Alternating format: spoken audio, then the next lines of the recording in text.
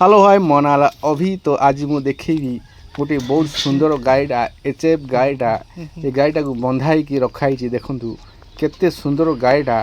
तो ये गाई को मुझे एआई करी माने कृत्रिम प्रजोजन करी।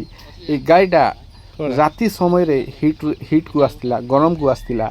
तो मु ये गाईटा को सकाळे जाइकी मुझे एआई करिबा कृत्रिम प्रजोजन करी। तो कृत्रिम प्रजोजन करने पूर्वर मु गाईटा को भल भाव जांच करुच्ची जे गाय प्रॉपर मात्रा हिट रे अच्छी कि नहीं से सब मु चेकिंग करुच्ची। तो मु चेकिंग कली जना पड़ला जे गाय प्रॉपर मात्रा रे हिट रे अच्छी।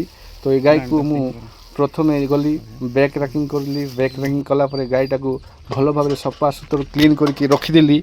रखिला परे मु सीमेंटा को एबे एक्टिव करी कहीं जो सीमेंट आम पाखे अच्छी ताकू गरम हॉट पानी रे 37 डिग्री गरम पानी रे 30 सेकेंड पर्यंत पकाई रखिले तो सीमेंटा माने एक्टिव हो से सीमेंटा को नहीं कि मु गाईर सर्विस रे बॉडी ऑफ यूट्रस से नहीं कि मु छाड़ी देवी। देखो मु सीमेंटा को एबे एक्टिव करुच्ची।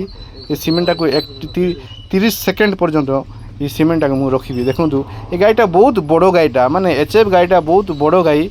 मु लंबा अच्छी किंतु मते भी हाथ पाऊनी एआई करिया। देखो केते बड़ गाईटा। तो ये गाईटा को मुझे एआई करुच्ची कृत्रिम प्रजोजन करुच्ची। मु स्लोली रेक्टम रे हाथ पसैला परे मु जो एआई गन को मु सर्विस भितरे नहीं कि बॉडी ऑफ यूट्रस रे सीमेंटा मु नहीं कि एबे छाड़ी देवी।